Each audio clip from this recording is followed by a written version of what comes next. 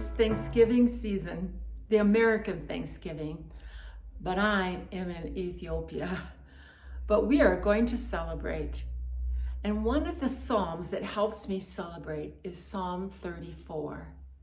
I've known this Psalm for many years. It was one of the first Psalms that I memorized as a new believer.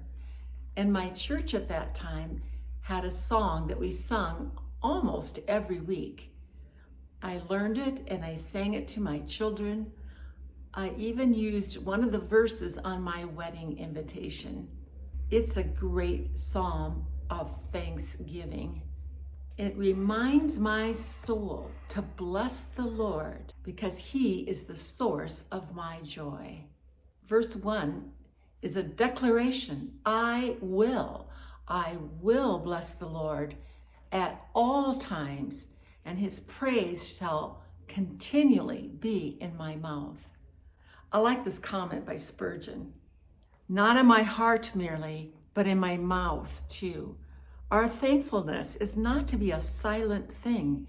It should be one of the daughters of music. And then verse 2, my soul shall make its boast in Thee, Lord. The humble shall hear it and rejoice. How do I boast in the Lord? The definition of boast: talk with excessive pride and self-satisfaction about one's achievements, possessions, or abilities. So when I boast in the Lord, I am talking about His abilities, His possessions, His achievements, His character. I am actually taking pride in my God.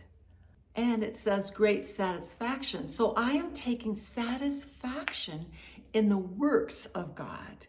I am finding soul satisfaction in what God has achieved for me in my salvation. And then the psalm says, those other people who are humble, they'll join me and rejoice. So who are the humble? Here's the definition: having or showing a modest or low estimate of one's importance. And yes, as I look to God and thank Him, I see that I'm not so very important or great. And in verse 3, David appeals to you and others. Magnify the Lord with me, and let us exalt His name together. Well, isn't that what Thanksgiving is all about? We come together with others to magnify the Lord. In my family, we have a tradition. Sometime between the main meal and the dessert, we take a little break and we give thanks. We go around the table and each person gives 3 things that they are especially thankful for this past year. Well, we try to encourage it to be more than saying Jesus, God, and life. We try to make it into a story time where people are telling about the things God has done for them. There's usually tears, laughter, and we bond together in a special way.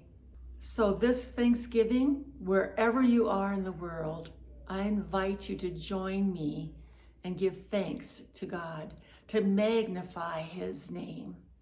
It's okay to thank God for the small things and the big things. Psalm 34 was written thousands of years ago by David, a man after God's own heart. It is so powerful today. Here's David's simple testimony.